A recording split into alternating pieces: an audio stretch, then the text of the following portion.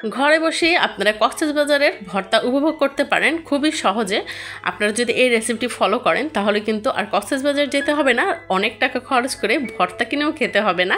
আর ঘরে যেহেতু ভর্তা সুস্বাদু করে বানানো হবে তাহলে কিন্তু মন প্রাণ ভরে খাওয়া যাবে, যেহেতু হোটেলে টাকা দিয়ে কিনে খুব কম পরিমাণেই পাওয়া যায়।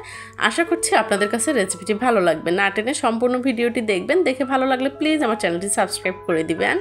লটে শুটকি মাছ নিয়ে নিয়েছি, পরিষ্কার করে ভালো করে গরম পানি দিয়ে তারপরে ধুয়ে নিয়েছি। এখন এখানে দিয়ে দিলাম হলুদের গুঁড়া আর স্বাদ মতো লবণ।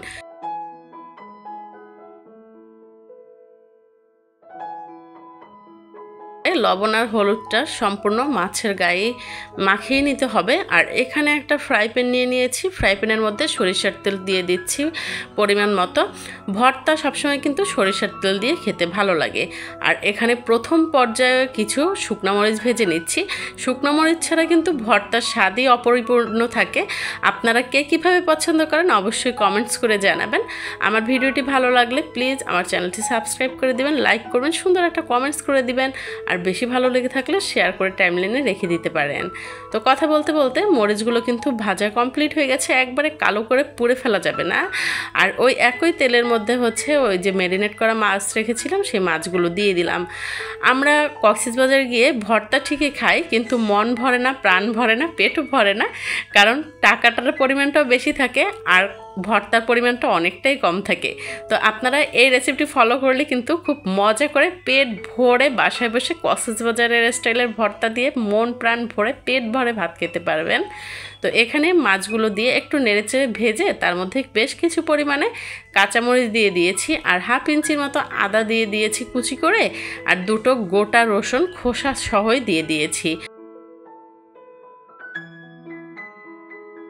কিছু সময় নেড়ে চেড়ে পানিটা যখন শুকিয়ে আসবে তখন ঢাকনা দিয়ে ঢেকে রাখতে হবে, যাতে মাছটা প্রপারলি সিদ্ধ হয়ে যায়।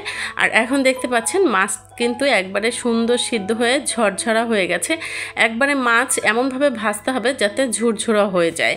তো আমার কিন্তু এদিকে মাছ সব কিছু সুন্দরভাবে ঝরঝরা করে ভেজে নিয়েছি, এর মধ্যে কোনো রকমের পানি নেই বা মাছটা একবারে নরম নেই। খুব ভালো লাগবে আপনারা যদি এভাবে ভর্তাটা তৈরি করেন। তো এখন ভর্তা তৈরির প্রসেসিংয়ে চলে যাচ্ছি। শুকনো মরিচ নিয়ে নিয়েছি আর অল্প একটু পরিমাণে লবণ নিয়ে নিয়েছি। ভর্তা বানানোর ক্ষেত্রে শুকনো মরিচটা লবণ দিয়ে যদি আগে গুঁড়ো করে নেন তাহলে কিন্তু মরিচ ভর্তাটা খুব সুন্দর হয়, মরিচগুলো একবারে গুঁড়ো হয়ে যাবে।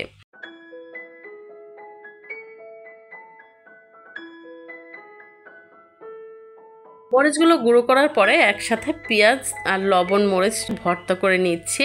আর এই মুহূর্তে কিন্তু আসলে মুখে পানি চলে আসে, মরিচ ভর্তার ফ্লেভারটা এতটা সুন্দর। আর দেখতে পাচ্ছেন এখানে কিন্তু সরিষার তেল দিয়ে দিচ্ছি। সরিষার তেল ছাড়া কিন্তু মরিচ ভর্তা বা যে কোনো ভর্তা একেবারে সম্পূর্ণই হয় না, কেন যেন স্বাদই ভালো আসে না, তাই না?